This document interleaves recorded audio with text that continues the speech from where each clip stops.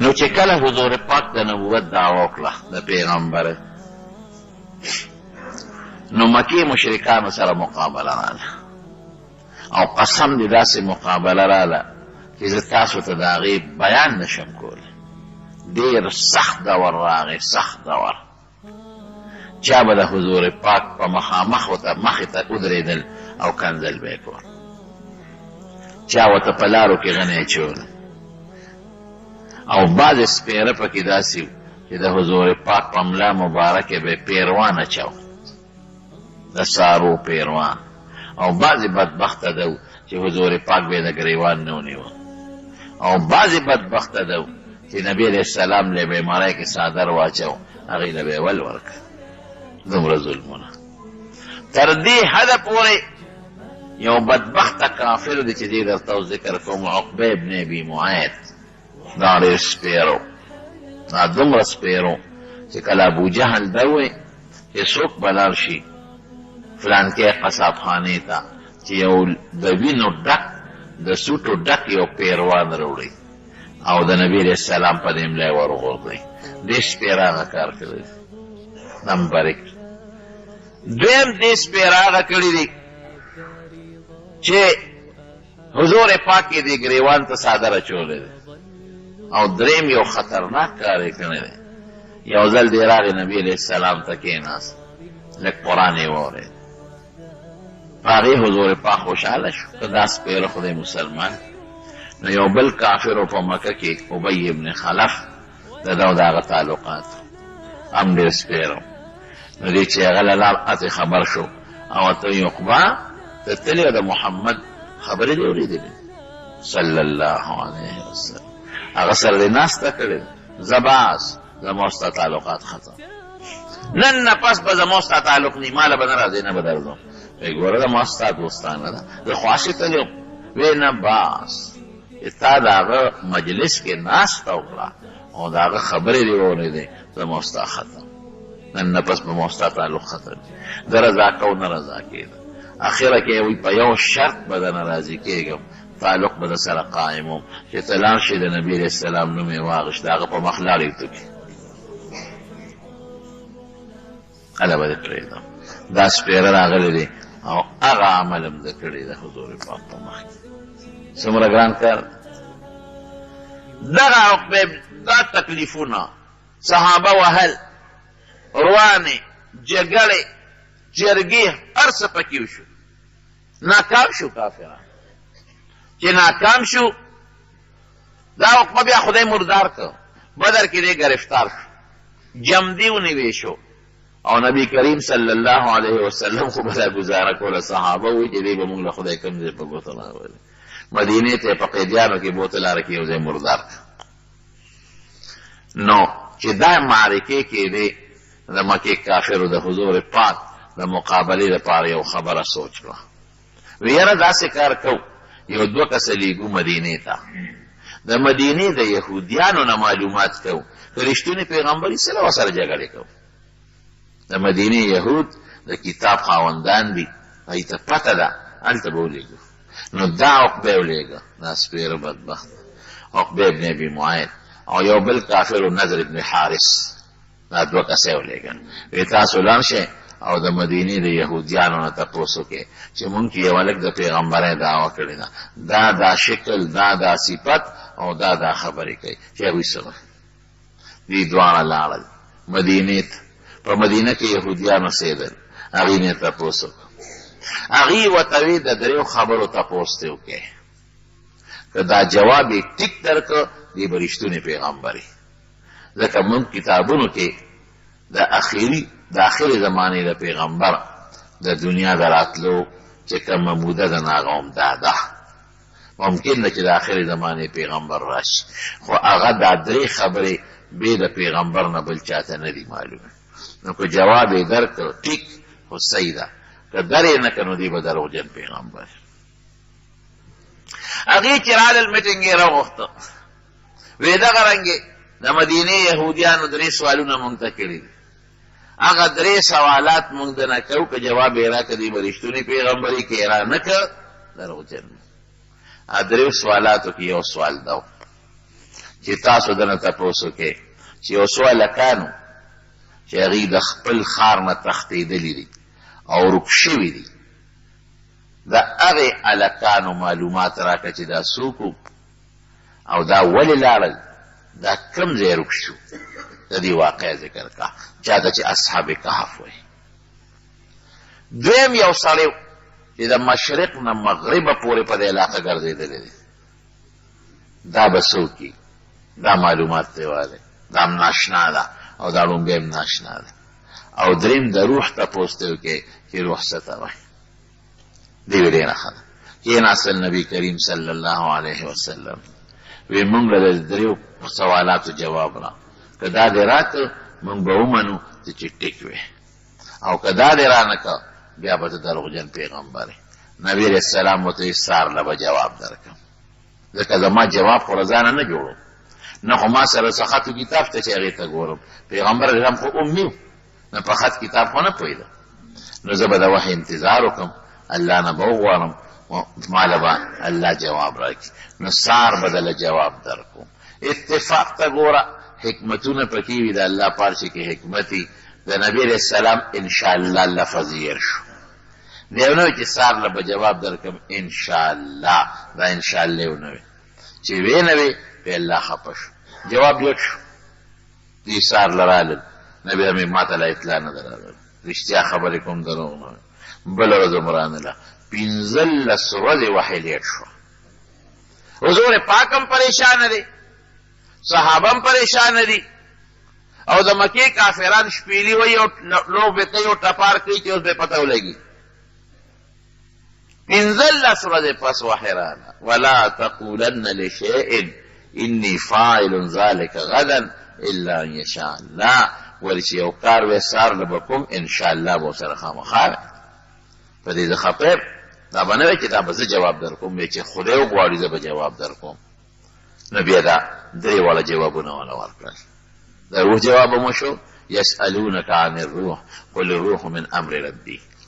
او دا هغې پیغمبر واقعا بیان شوه چې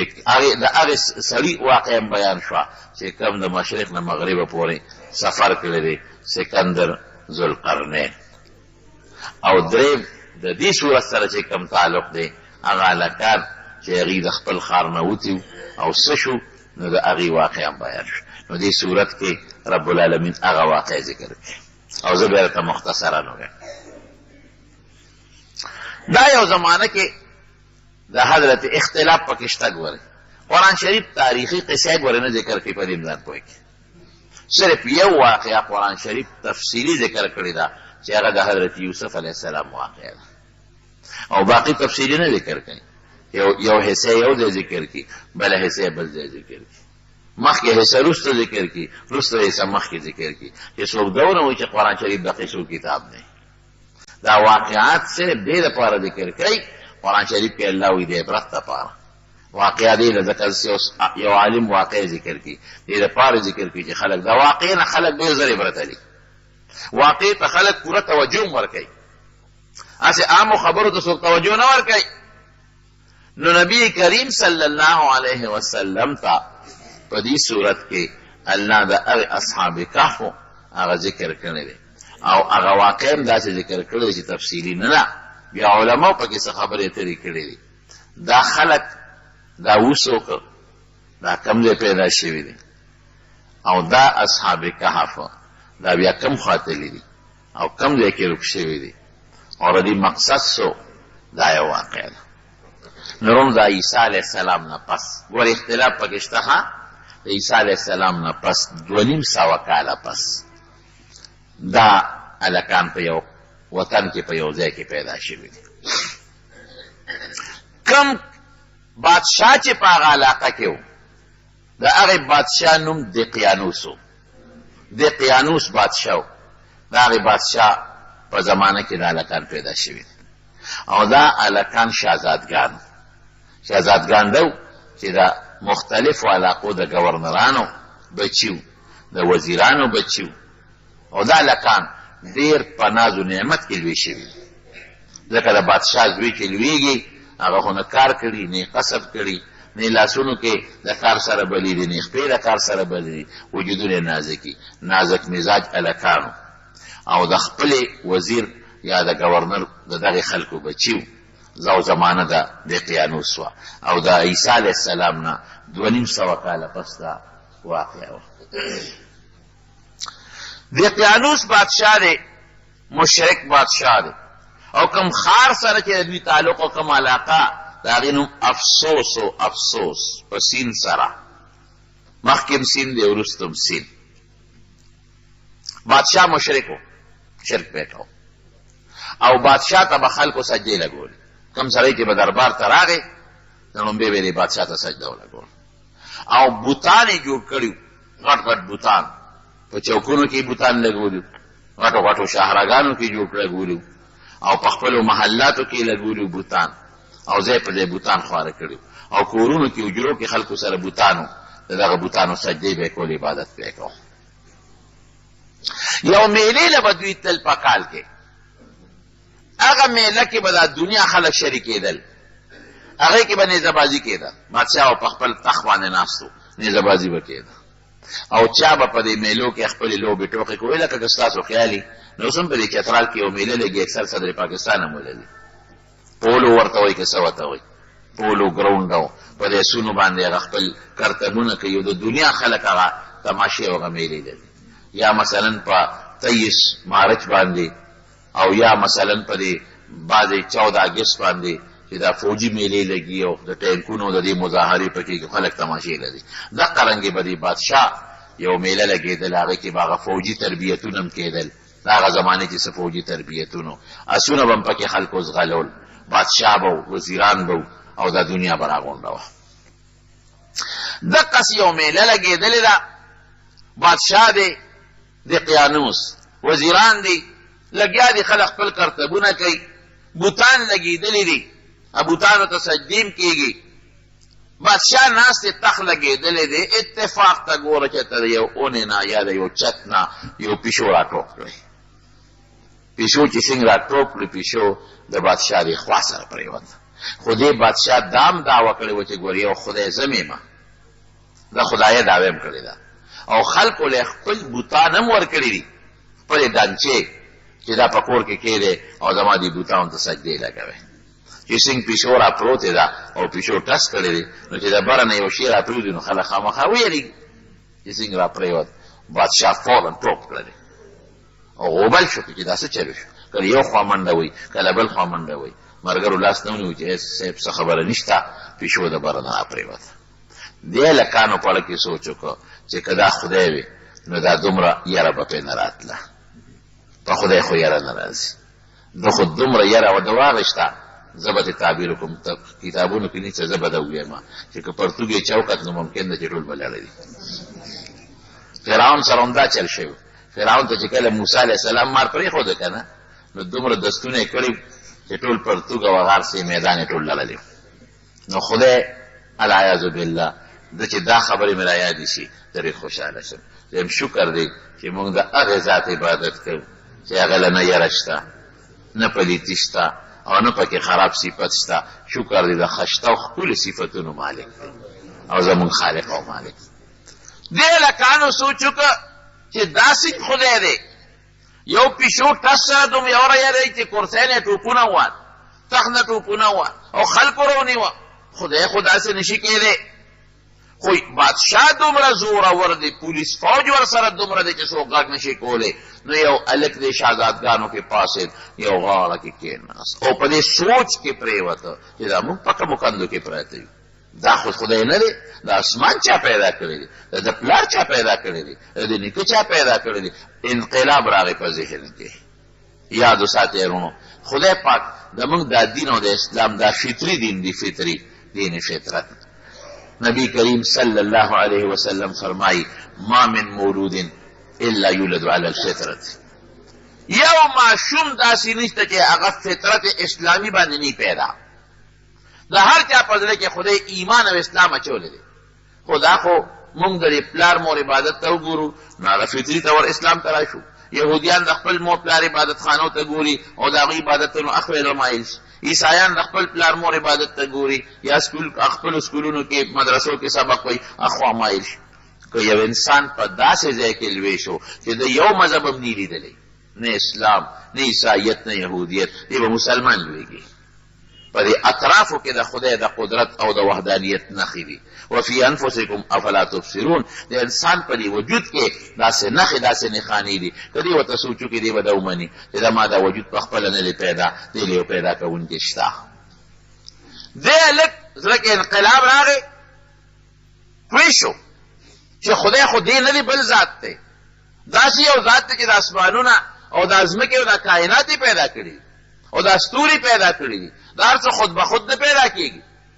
او دا خدای سره شریک نشته. بله لک راغی ام لړغه سره کېناست، بله لک راغی، بله لک راغی. دا یو څو هلکان اته نهه لس یولس هر څومره چې دي دا هلکان شهزادګان ښکلي نوجوانان رالل یو بل سره کېناستل او په دې سوچ کې دي ځکه یو انقلاب پروت دی چې ناست دي دا یو د بل نه تپوس کوي هلکه هغه میله دې پرېښوده ته څنګه دلته راغلې؟ ابل وایي نو ته څنګه راغلې؟ ابل وایي ته څنګه راغلې؟ هلته میله ده، لوبې دي، منډې دي، ترړې دي او جادوګران لګیا دي جادو کرتبونه کوي او قسم قسم نخرې کېږي. یو وایي چې زه خو به ال ویم خو که زما خبره پټه ساتئ، ال وعده کوې وی بلکل مونږ به پټه وساتو. وایه وی زما زړه کې خدا رالل چې دا دقیانوس خدای نه دی، الله واحد لا شریک وحده لا شریک له، یو ذات دی چې د دې ټولو کائناتو مالک دی. او لکه مې دا راغی چې دا بوتان خو مونږ په خپلو لاسو وتراشل او جوړ کړل، دې ته مونږ عبادت کوو. نو زه خو په دې سوچ کې شوم درازان نه شوم. ابلوی قسم دې زما هم دا سوچ دی، ابلوی قسم دې زما هم دا سوچ دی، ابلوی قسم دې زما هم دا سوچ دی. خالقه به ټیک ته زمونږ دا سوچ دی. اوس دا سوچ مخلوق ته رسول غواړي، خو ګورې خفیه طریقې سره دې نه به څوک خبرونه. ولې که بادشاه خبر شو، سرکاري مذهب بت پرستی ده، که بادشاه خبر شو یا زمونږ پلاران خبر شو یا مشران خبر شو نو سزا به راله راکړي. پټ پټ به داسې دا شیخ وروسه مشوره سلا به کوو، خو خبره پټه کم دی پاتې کېږي. بادشاه ته اطلاع ورسېدل چې دغه رنګې یو څو هلکان دي چې خو ستا سرکاري مذهب نه مني او نه تا ته خدای وایي، هغوی خو بل خدای مني. بادشاه فورا دوی ځان ته ودرول او راوستل. چې راوستل دربار کې حاضر کړل، بادشاه ته تپوس وکړ تاسو متعلق څه خبرې رسېدلې دي، څه مسله ده؟ نو حق نه پټېږي، فورا د دوی د خولې نه ووتل. قرآن شریف کې په دې صورت کې رب العالمین رستو فرمایي، الله تعالی رستو په خپله په دې کې ذکر کوي، په خپله فرمایي څه وایي؟ اذ قاموا فقالوا ربنا رب السماوات والارض، رب زمون رب د اسمانونو د ځمکې دی. لن ندعو من دونه الها لقد قلنا اذا شططا، دا الله نه ما سوا بل خدای نه منو او که بل خدای مو د الله نه علاوه ومنو خدا خو مو ډېره خطرناکه او د جرم خبره کړي. او دا خبره خو درسته شوه، تاسو خو دا یو نظریه ده او یو عقیده هم ده، داسې هم چېرته پرېږدم. میټینګ شروع شو چې څه ورسره وکړو، پلاران یې چې کوم وو هغې وغوښتل وی ستاسو بچي خو دا عقیده لري څه ورسره وکړو؟ هغه وېرېدل. وی بادشاه سلامت چې ستا خدای نه مني او ستا مذهب نه مني، زمونږ بچي دي مونږ ته دستبردار چې څه ورسره کوې ورسره یې وکړه. بعضې خلکو وی چې نه صبر وته، چا وی صاحب مړې که میټینګونه کېدل، بادشاه وی نه یو چل کوم، دوی له بله غوندې مهلت ورکړو. که دوی خپل زوړ دین ته واپس شو خو ډېره ښه ده، او که خپل زوړ دین ته واپس نه شو نو بیا داسې سزا به ورکوم چې د عبرت سزا وي، داسې سزا به مې چاله هم نه وي ورکړې. وی ځئ بچې تاسو هلکان یې ناپوه یې، تجربه نشته، بې تجربې یې، ځئ لږ شئ سوچ وکئ، مشوره وکئ، تاسو له 2 ورځې پورې مهلت. که خپل زوړ دین ته واپس شوې ښه پخه ګڼي بیا به در سره ګورم، څرمنې به مو باسم پرېږدم نه، تاسو له مهلت درکوم. اوس که سمدستي موجنم خلک وایي ظلم یې ورسره وکړه. هلکان هغه نه پوهېدل، دې مشر و دې خو پوهېده، مهلت درکوم. دوی ویې ډېره ښه ده چې دې بار څنګه راووتل، یو بل سره مشوره کوي چې دې ظالم بادشاه نه مونږ څنګه اوس بچ کېږي. د ده د یارې نه خو زمونږ پلارانو هم انکار وکړ، نور خلکو ته به مونږ څنګه دین ورسوو، څه به کوو اوس؟ ګوره نیازبین هم و که نه، کوم چې نیازبین وي خو نه سفر کولی شي، نه خدمت کولی شي. یو بل سره دا مشوره وکړه چې د کور به لږې پیسې راولو او چې ته بار به وځو. دې د بادشاه نه به چې ته ځان بار وباسو. نو دا بادشاهي نه صحیح که نه، بل دی صحیح. هغه خو به داسې بادشاهي نه وي لکه زموږ د پاکستان کې ده. هغه به داسې بادشاهي وکړه چې هغه دې کې ده یا د پېښور وه، نو چې هغه دې نه خو سړی مردان ته تللی شي او پنډۍ ته هم تللی شي او پیاده منډې کې والي لاور او کراچۍ ته هم تللی شي. ډېره ښه ده. کورونو نه پیسې راواغېستې، چې پیسې راواغېستې یو لږه لږه صدقه یې وکړه او رالل یو غار دی د دې د کلي نه بار د کلي په خوا کې هغې غار ته ورننوتل. چې دې غار ته به ننوځو ځکه که بار مونږ کینو او مشورې میټینګونه کوو د بادشاه کارندګان او دا پولیس او دا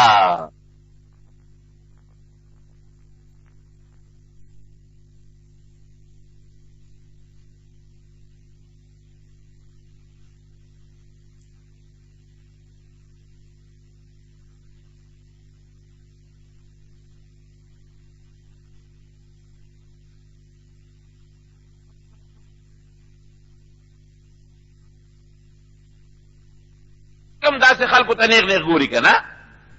چې لکه داغه هلکان دي د هغه چې نوې مذهبې دی د هغه دي چې بادشاه مهلت ورکړی دی. نو یو کس یې ولېږه نو هغه څه چلو که ځان سره کور نه هغه خپلې جامې چې کومې د شهزادګانو جامې دي هغه بدلې کړلې او نورې زړې جامې هم راغشتې وې. نو د هغه زړې جامې واغېستې چې ته لاړ شه لږ خوراک راوړه، خوراک به مو خورو، مشوره به مو کوو، لاړ څه خوراک یې هم راوړه. کېناستل مشوره کوي چې مشوره دې څنګه کوي. دې مشورې دوران کې ماښام شو، چې ماښام شو ستړي شو په هغه غار کې ډډه وواله، چې ډډه یې وواله خدای پې خوب راوست، اوده شو. قرآن شریف کې الله فرمایي فضربنا على آذانهم فی الکهف سنین عددا. الله په دې غار کې اوده کړل څونه عمر؟ قرآن شریف کې الله وایي 300 کاله 9 کاله د پاسه 300 په دې غار کې اوده دي. دا د خدای لوی قدرت دی. 300 او 9 کاله په دې غار کې دا اوده دي. او قرآن شریف کې الله فرمایي داسې لو د کړل چې په ډډه الله اړی راړی خوب کې چې سړی په ډډه څنګه اوړي چې وجودونه ونه لګي خراب نشي. غارم په داسې طریقه دی قرآن شریف کې الله فرمایي چې نور راځي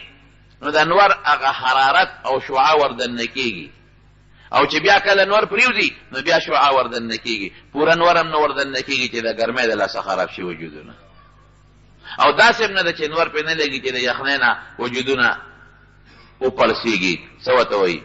دا بوږه بوږه شي د یخنۍ د وجې نه دا سرمن څه ورته تاسو وایئ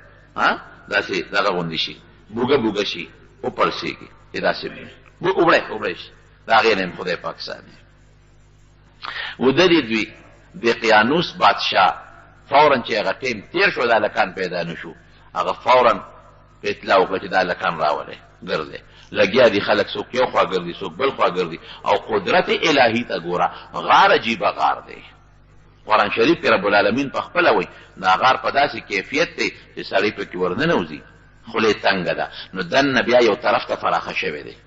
پته نه لګي. خلک یریږي له داسې غار نه چې دې غار ته څنګه ورننوځو.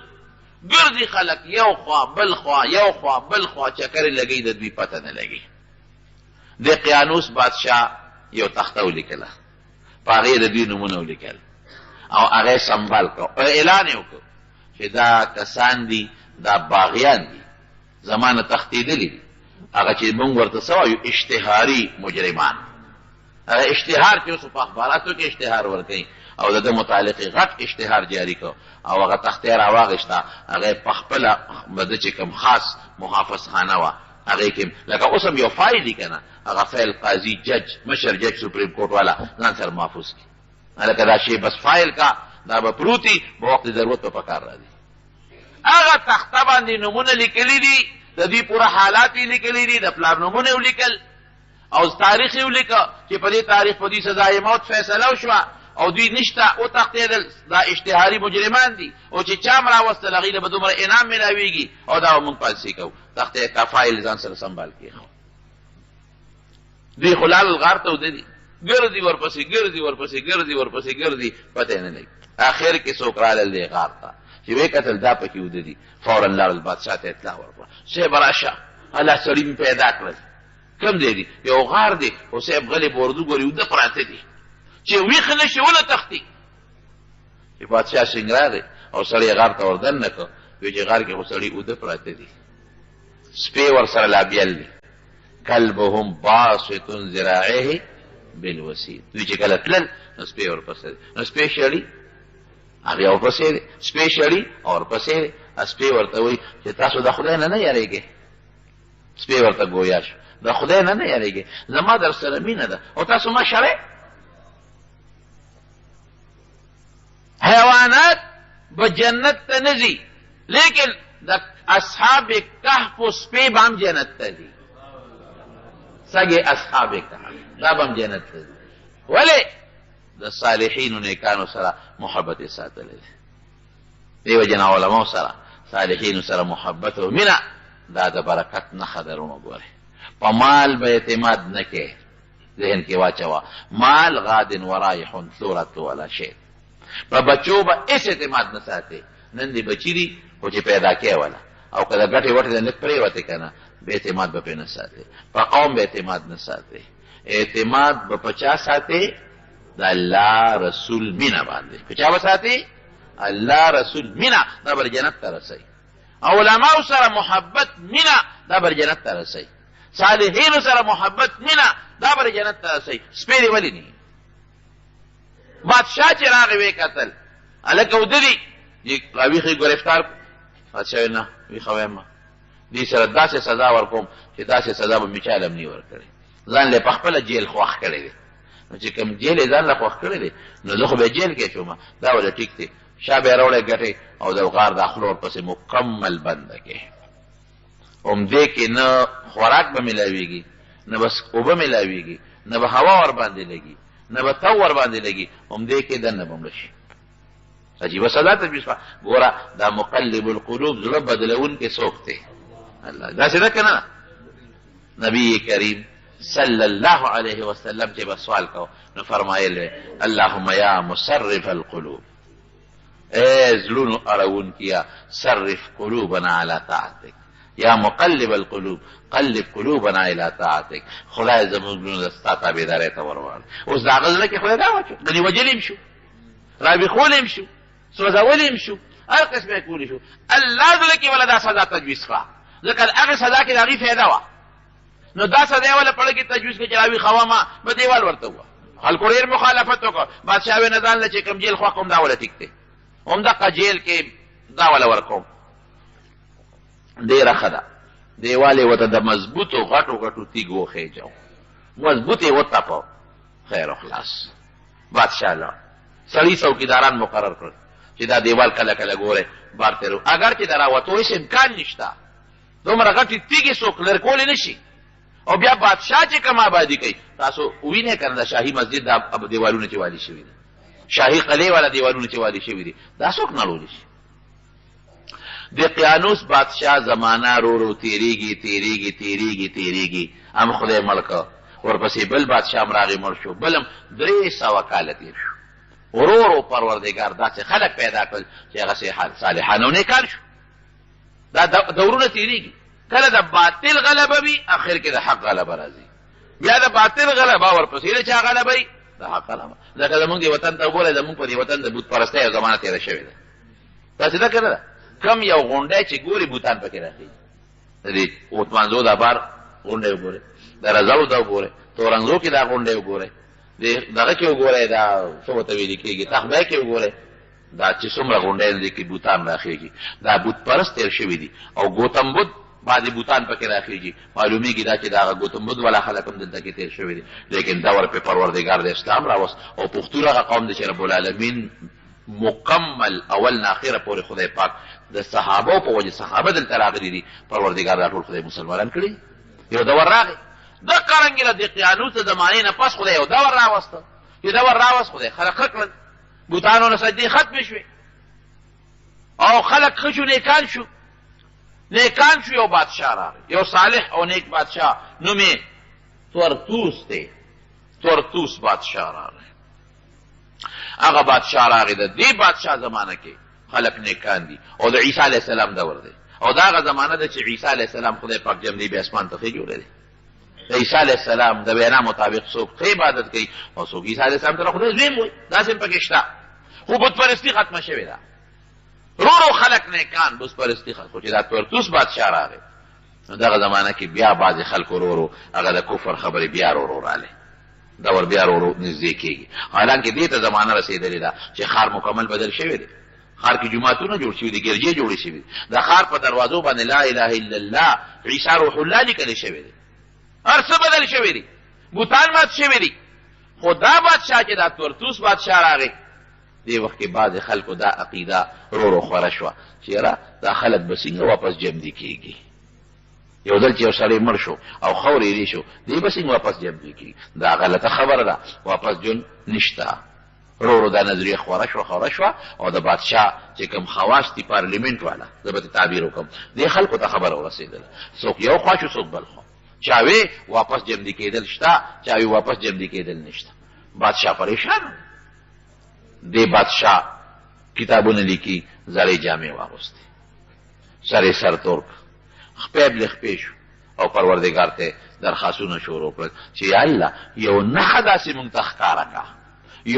او دا داسې وخت چې نه پیغمبر شته او نه د پیغمبر صحیح تابعدار شته نه د پیغمبر تعلیمات شته ختم شوي دي جاهلیت رو خورېږي بیا پروردګاره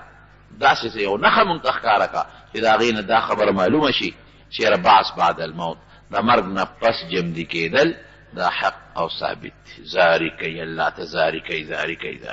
دی خو الله ته چل کړی دی هغه دیوال خدای غورځولی دی زمانه خو پکې 300 کاله تېره شوه وازدادوا 9 فلبثوا في كهفهم 300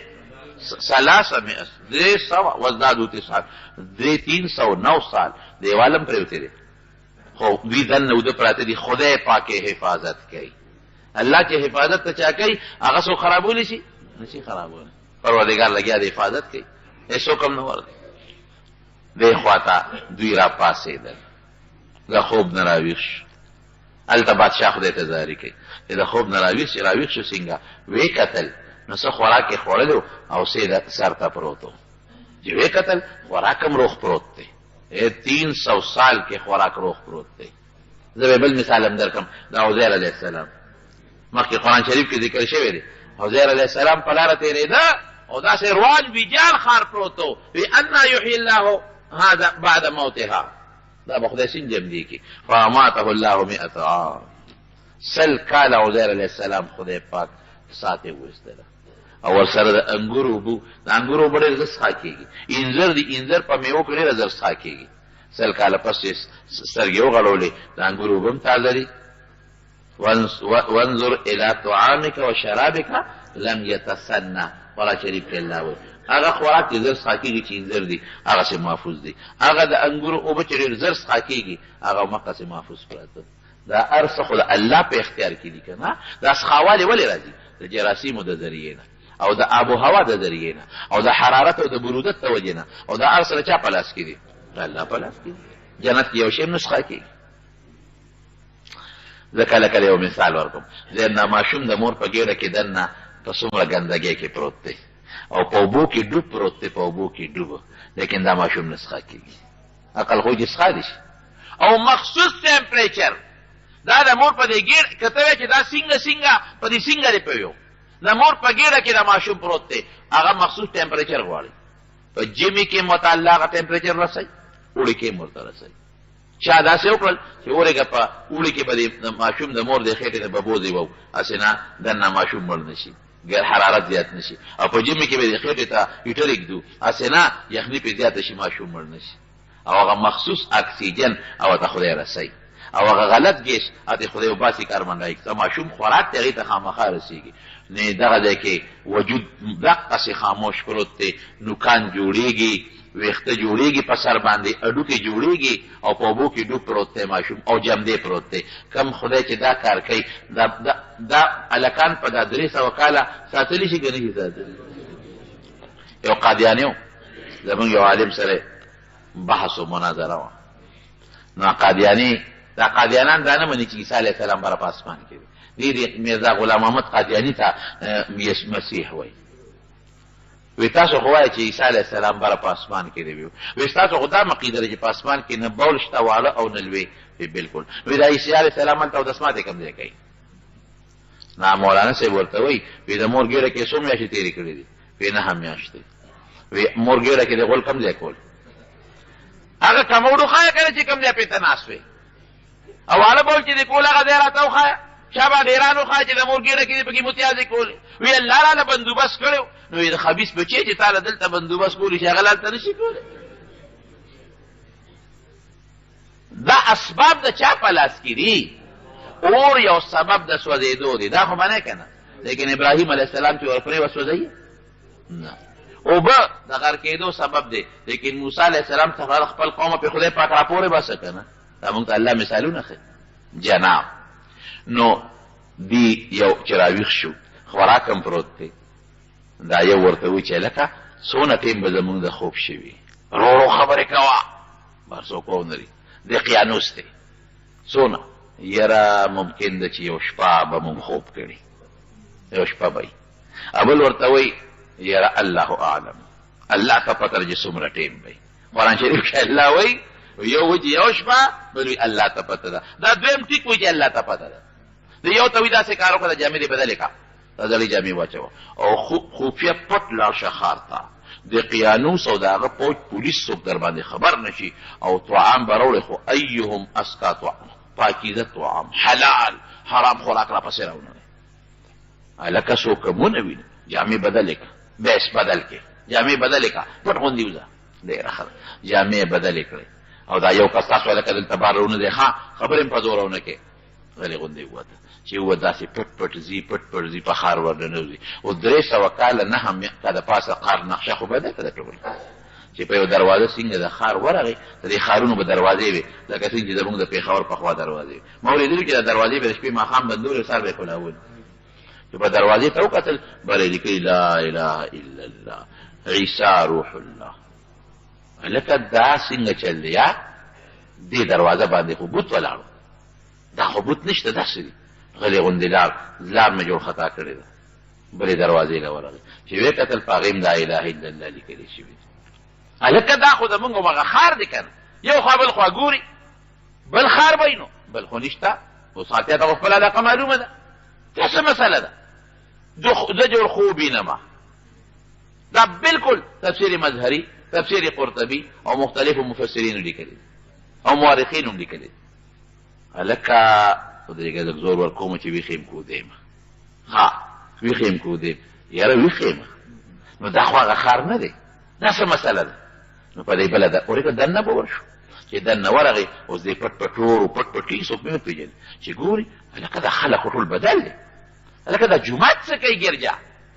هلته خلک خبرې کوي د عیسی علیه السلام نوم اخلي هلکه عیسی علیه السلام دا خلک څنګه پېژني ته خو چې موږ پرون تلو نو نه چې عیسی علیه السلام پېژنده نه دلته ګرجه وه او نه دا کریمه وه او نه دا ښار داسې و دا خو دا څه مسله ده یاره داسې معلومیږي چې زما دماغ خراب شوي دی دماغ به کار نه کوي خیر په دې کشمکش کې دی را کار څه چې دي ملګرو ته به دا ناشنا قصه کوم خو چې څه ډوډۍ خولې یوسم یو دوکاندار ته ورغی چې دوکاندار له ورغی هوټل والان ډوډۍ اخلي هغه ته یې هغه پیسه راواخېسته روپۍ هغه یې ورکړه دا واخله او مال ډوډۍ راکړه هغه چې روپۍ ته وکتل ښه خزانه دې مونتې ده که غلا دې کړې ده او روپۍ خو 300 سال مخکې والا ده که نه بدلې شوي دي اوس لکه زمونږ د ایوب خان د زمانې پیسې چې څوک راوباسي ایوب خان د دور هغه روپۍ نوټ چې اوس دې راوویسته او دوکاندار له دې ورکړه او په پټکه وایي چې خزانه دې مونتې ده دا خو زړې روپۍ دي دا خو نه چلېږي چې ویې کتل لکه دا خو زړه چې ته خزانې مونتې ده هغه بل ته خوړې ده بل ته خوړې بل هلکه دا سړي اغلا کړې ده او یا خزانه مونتې ده سړی ګرفته سړی کلک ته مټې خزانه دې کوم ځای مونتې ده خزانه مې نه ده مونتې ماله ډوډۍ راکې اوږې ما او ماله ډوډۍ راکې نه نه تا خزانه مونتې یا دې غلا کړې ده پیسې راوباسه زه یې ښایه ګنې بادشاه ته دې پېش کوم یا خدای اوس دې قیانوس ته مې پېش نه کړي دا څه په غم واوړېده نه جي نه نه ما خزانه نه نه دا دروغ وی خزانه کوم ده او پلار که مې خبر شو پلار وی قبر کې پروت دی تره که مې خبر رونه که مې خبر وی به چې تا غلا کړې ده دا څه په لانجه واوړېدو یو نه نیسي بل نه نیسي دیم غریب ځان ته حیران دی څوک وی لکه ګورې خبره پټوي در نه خزانې مونتې را خوال نه وایي څوک وایي دا د قصد نه لیونی کړی دی، دا خبرې ګډې وډې کوي چې پلار مې دی ورور مې دی او تره کم دی نوم دی ښایه پلانکي مې نوم دی پلانکي مې پلار دی پلانکي محله کې اوسېږي روغې که لیونی پلانکي محله کې پلار دی په دغه محله کې کوم ځای اوسېږي دی ځان د قصده لیونی کوي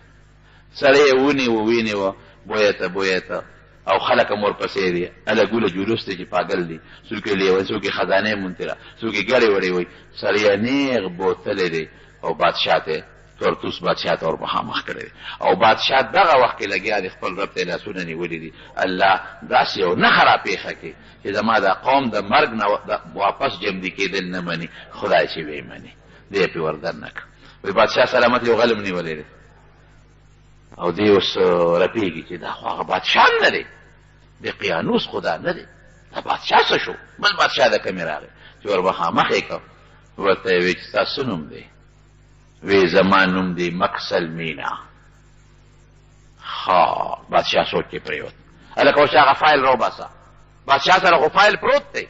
تخته راوباسه تخته یې وکتله او پوه شوم هلکه به تاسو غلی شئ ما سره وپېژنم څه نوم دی مکسل مینا پلار دې څه نوم دی فلانکې د کوم کلي د فلانکې کلي بس پرېږدې د سړي ټیک وایي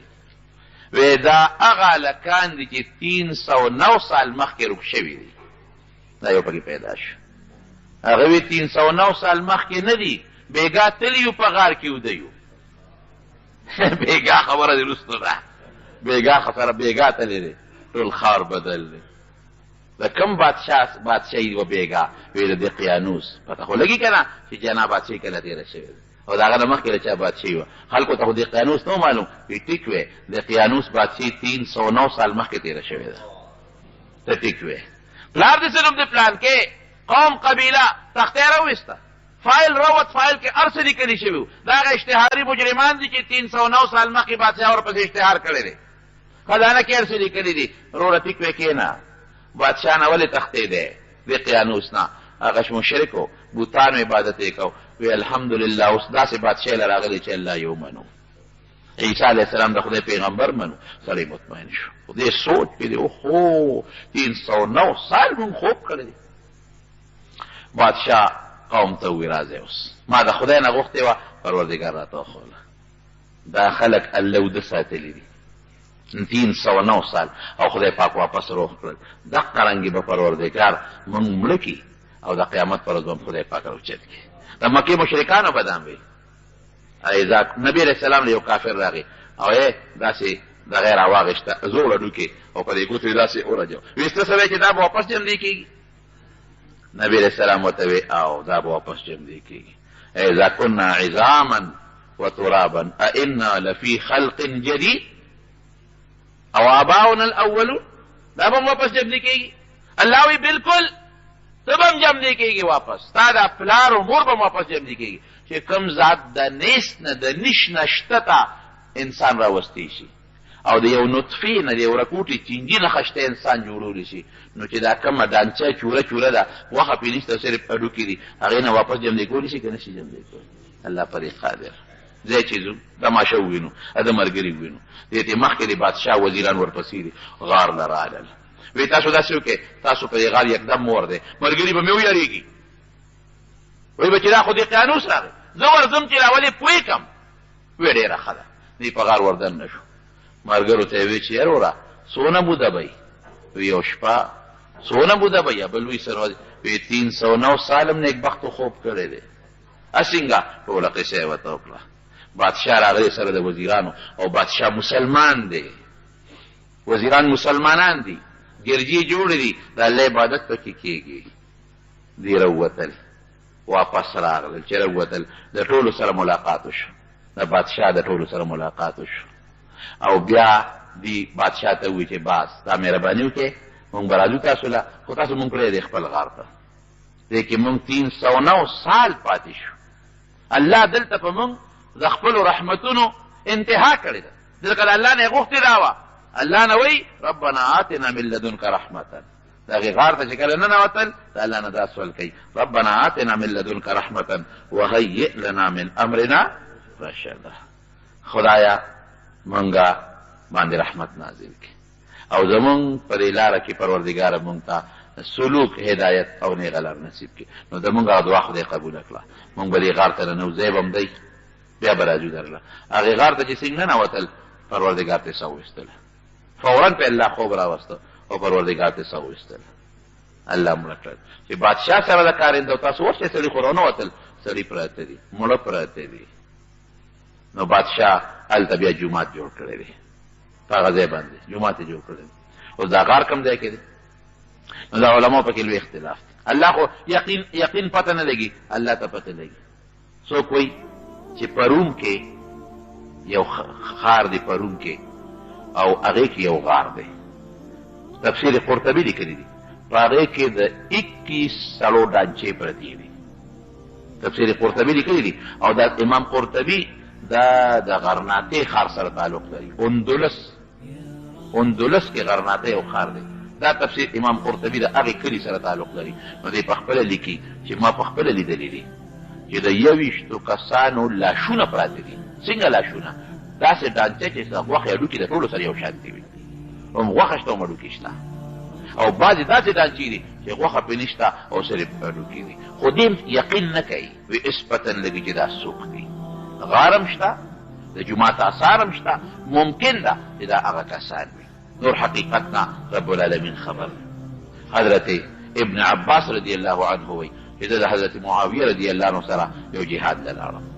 وی چې لاړمه نو وی خلکو چې دلته کې یو غار دی او په هغې کې اصحاب کهف دي.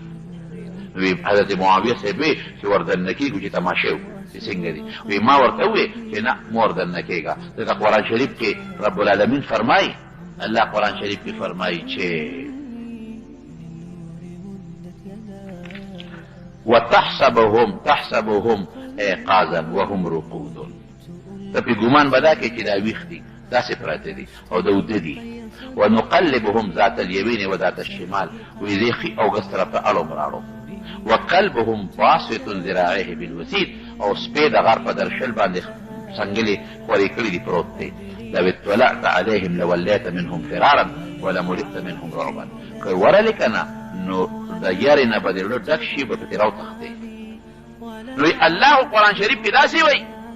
نو مه ور نشي ورته، که ورلې نو روب به در باندې راشي. حضرت معاویه صاحب نه ابن عباس خامخا څوک وردننه کوم چې پته ولګي. نو یو څو کسان یې وردننه کړل. نو چې وردننه کړل نو خدای یو سیلی راوسته. داسې سیلی په دې غار کې دننه راله چې دې ته واپس راووتل، راوتښتېدل. دا د ابن عباس رضی الله عنه روایت. شام کې یو غار دی، شام په هغې غار کې دننه د مړو لاشونه پراته دي او د سپي لاشه مو سره شته. لیکن ما ته چې څونه پورې اندازه ده، نو څونه اندازه ده، نو په اردن کې د عمان سره خوا کې یو غار شته، اردن کې. او ما ته مخکې ویل چې یو قاري صاحب په خپله خبره وکړي، زه د حسن قیرت مقابلې ته تللی وم اردن ته. نو هغې غار ته زه په خپله ورغلی. نو په غار کې دننه لاشونه پراته دي او دا غار دوی سیر، نیم یو طرف ته دی نیم بل طرف ته دی. نو په هغې کې هم څه لاشونه پراته دي. او دا غار دا اردن والا مفتی شفیع صاحب رحمت الله علیه لیکلي دي چې دا په 1963 کې کودی شوې ده. نو هغې کې دا پیدا شوې ده. بهر کیف کوم بادشاه چې مسلمانو د هغه نوم دی،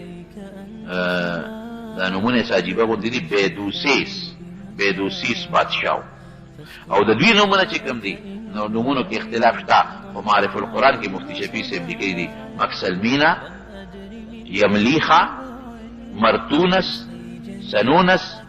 ستارینونس او زونواس او کیس توتویونس. دا نومونه مفتی شفیع صاحب رحمت الله علیه ما ته نه یادېدل، ځکه مې تاسو ته دغه دا نومونه هغه لیکلي. دوی شمار الله ته معلوم دی، د شمار ذکر نشته. خو دا مفتی شفیع صاحب چې کوم لیکلي دي نو د دې نه دا معلومیږي چې دا د 7 کسانو نومونه لیکلي دي. چا د 7 لیکلي دي،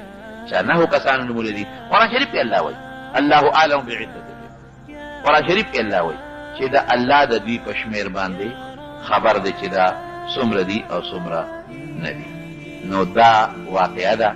چې الله تعالی په دې صورت کې د نبی کریم صلی الله علیه وسلم د مبارک خولې نه هغې ته بیان کړه. او دویمه واقعه ورته د دغه بیان کړه. دویمه واقعه ورته دغه بیان کړه ذوالقرنین او درې مې ورته د روح متعلق جواب ورکړ لیکن هغه سپیرو بیا هم هغې د پاسه مې انکار وکړ سپیره خلک بیا هم سپیره وي بهر کې افتح خو ما وخت ختم دي تقریبا حافظ صاحب چې دی زمونږ مولانا حسین علي جان صاحب د ده مونږ سره محبت دی د له خدای ډېر ښکلی علم ورکړی او تاسو ته ترجمه کوي او مونږ سره مینه ده نو کله کله په دې ثواب کې مونږ هم دې شریکوي